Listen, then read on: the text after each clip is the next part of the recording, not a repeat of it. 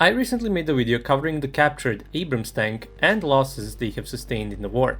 And in that video I said how there were some hints that Russians might have captured another Abrams tank soon after capturing the first one.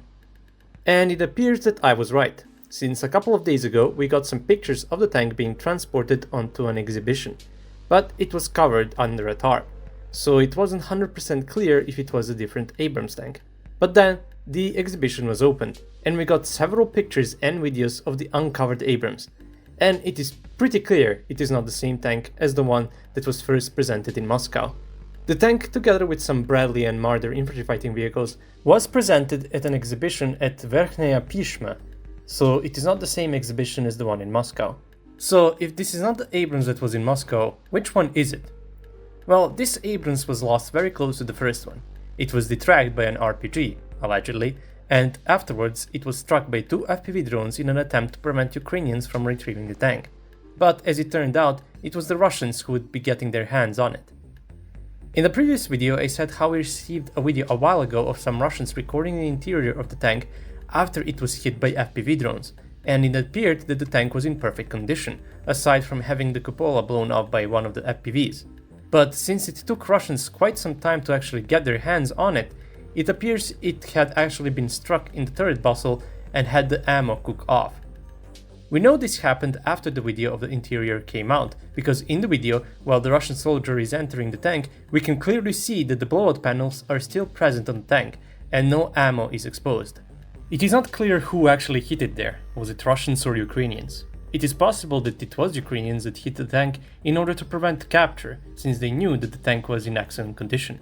Hitting the bustle could cause the fire to spread inside and compromise the components inside the tank. Now, did that actually happen? Well, we don't know. Unlike the first Abrams, this one doesn't seem to have burned as much, and we know that the first Abrams was completely burned inside. There was nothing that could be recovered, but the situation is probably much better with this one.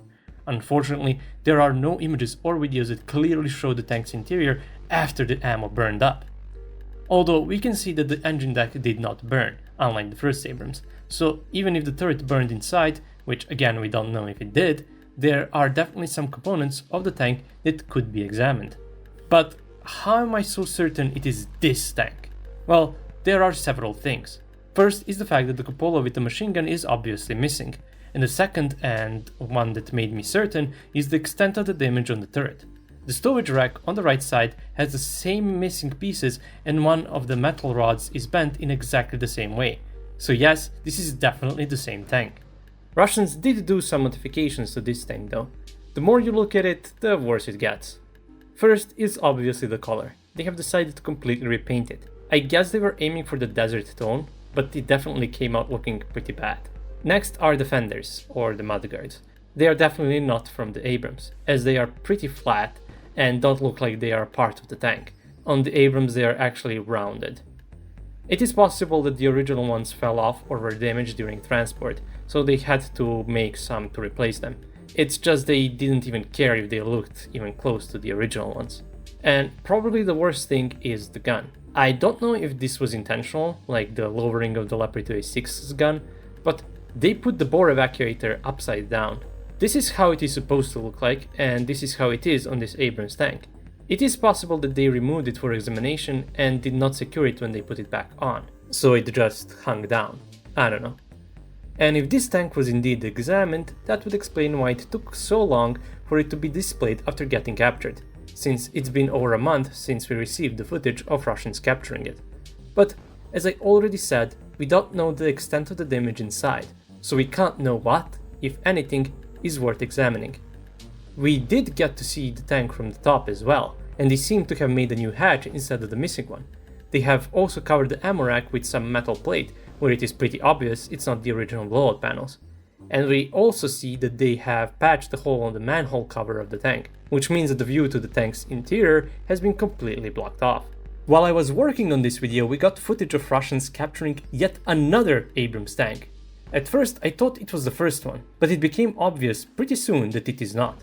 I say this because the gun is broken. The first Abrams tank, which is still on full display in Moscow, has the gun in one piece. Another reason I say it's the explosive reactive armor. The first Abrams had different pieces missing of the ERA side skirt than this one, and this one seems to have some arret tiles placed on the side of the turret as well, which is pretty unique since Abrams tanks do not have that by default, including the first and the second captured examples, meaning this was done in the field, probably by the crew. We got photos from Russians in mid-May of them next to this tank, and it was reportedly taken out near Berdichi, but I unfortunately couldn't find the footage of its destruction. But either way, it is pretty clear it is a different tank. That would be all for now. If we get any updates regarding either of the two tanks or get to see some more, I will try to update you. Thanks for watching, and I'll see you all in the next video. Have a nice day.